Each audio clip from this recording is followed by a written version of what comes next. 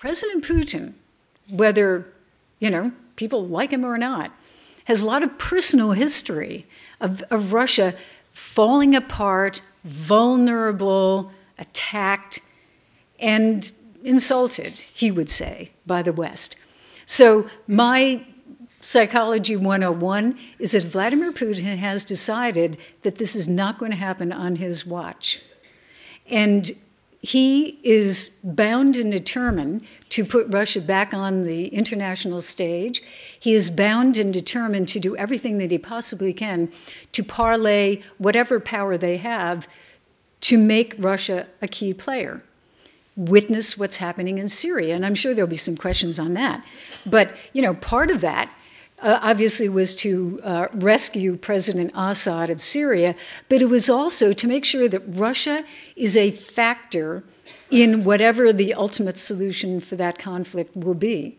And he's done that, you could argue, quite skillfully in Syria.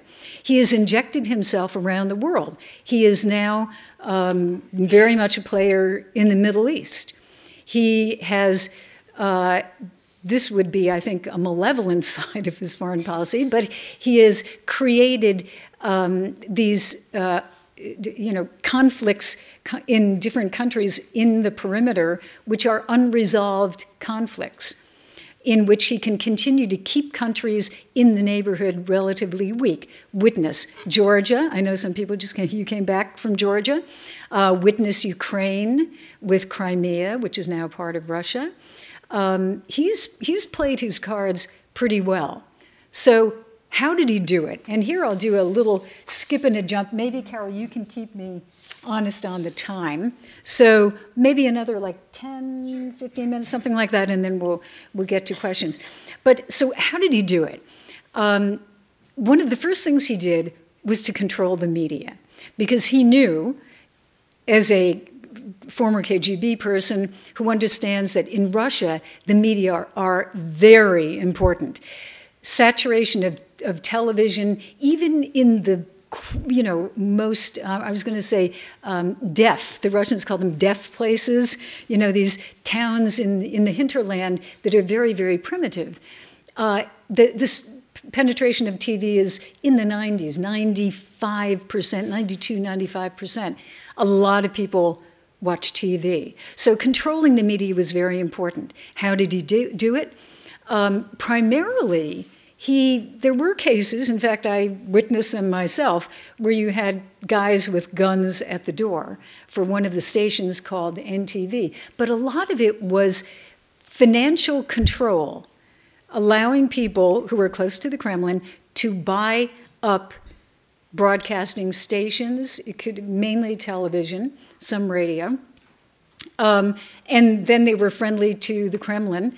And they were all of a sudden part of this system of state-owned TV. Some are owned outright by the state, but a lot of others are simply cozy relationships with people who are close to Putin or close to the power structure. So that was one thing that he did. Then I think after controlling the media, and I should say there are a few outlets that are still pretty, you could call them opposition, but they have really been marginalized. And the people who work for them, I consider some of the bravest journalists in the world, because they know that if they get on the wrong side of somebody, they can be murdered. And you remember Anna Politkovskaya, who reported on Chechnya, the war in Chechnya, who was gunned down in the entrance to her building. I knew her, and I was covering Russia at that time, the bureau chief. And these things definitely happened and can happen today. So you control the media. Then you try to put together, and this is where it gets, I think, very interesting, a national idea of what Russia is. Now, the American idea would be democracy, freedom, democracy, human rights, First Amendment rights, pick yourself up by your bootstraps. You too can be a business person and be successful, and immigrants are welcome, and we can all do it together. We have, since, I grew up in the 1950s with that, very specific understanding of what America is all about. Russia, just as President Putin, could not really come to terms with what it was all about when the Soviet Union ended. In fact, they had a commission. They actually had a commission that was put together by President Yeltsin to develop a national idea, nationalna idea. So this commission met for about a year. It was kind of the graybeards, the thinkers, the intellectuals. They got together, and a year later, they disbanded and threw up their hands and said, we don't know. We cannot come up with a national idea. So Putin has slowly but surely put together this parts of this national idea. And he took a little bit of Tsarism, the old Tsars, which is Mother Russia, empire, proud, intellectual history, culture, Dostoevsky, Chekhov, the ballet, all of this stuff, which Russia is incredible.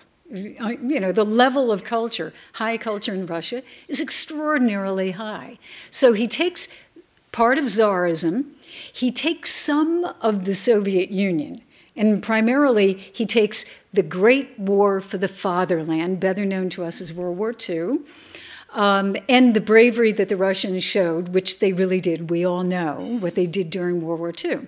So World War II right now, when you're in Moscow, you would swear, again, it happened yesterday. Even for people who, 50 years ago, these kids are walking around, and it feels like just yesterday that World War II was over. Enormous pride, and it is pumped up by the national media and used as a unifying factor today. He also used religion, the Russian Orthodox Church, which is very politically connected to the power structure and has interesting influence in a lot of different places. Part of the reason that they have a role in Syria was that they support the Christians in Syria, many of whom are Orthodox Christians. There's a big role that the Russian Orthodox Church plays in the Syria connection. Then they also took modern day. Now, the modern day is where I have trouble because what they say is we are also a modern country. We are technologically sophisticated. And I think this is where it kind of falls apart because Putin's dilemma, and he is a very intelligent man, he knows that they have existed now for 25 years on oil and gas. And that's how they made their money. And that is why their economy has severe problems. The military, I was looking at some statistics today, he's poured a lot of money into the military, but they are facing 6% cuts every year in the military, which is sacred, for the next 3 years. Every year, 6% cut in the military budget, which is almost unheard of. So their economy is not doing well, and it's because of oil and gas and living the good life until prices plummeted in half, essentially, from what they used to be. So he would like to have a technologically sophisticated country, but in order to do that, he has to open up politically and allow people to do unpredictable things, like become entrepreneurs. Some of us were talking about that today. He has to allow a Silicon Valley mentality, which is very disruptive, and disruptive in the good and bad sense of that term. That's something that President Putin has real difficulty doing. So I think he has a dilemma, because he can't open his economy the way it should be opened, but he has to open it if he wants to compete internationally. And then finally, I would say the last part of the equation, that emotional equation, who are we as a people, is a sense of grievance. And this is where we get into very dangerous territory. Russians have a chip on their shoulders. They feel that at the end of the Cold War, that the West rubbed their noses in the fact that the West had so-called won, that they ignored Russia's interests or views on anything, Triumphalism reigned in the West, and Russia meant nothing. And you could make that argument. I think actually part of that really is true. So Putin has taken that to feel that he is tried. He would make the argument, look, after 9/11, I'm the first international leader who called Bush to offer support. And that is true. He was the very first person who called Bush. And he opened the northern passageway so that planes could go into Afghanistan to the United States and to NATO, which was really very surprising. And he feels that he got nothing in return.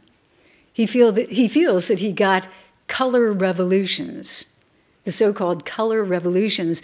In Ukraine, the Orange Revolution.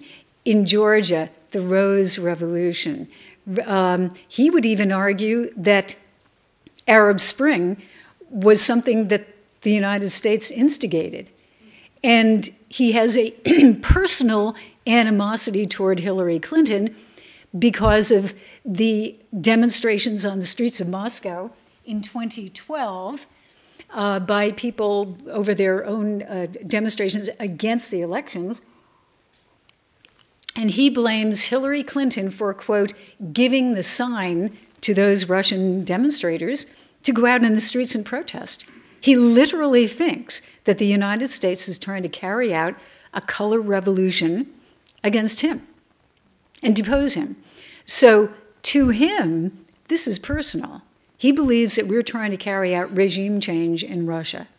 Now, if I asked you, you would probably say, no, I don't think that's what the U.S. is trying to do. But he does.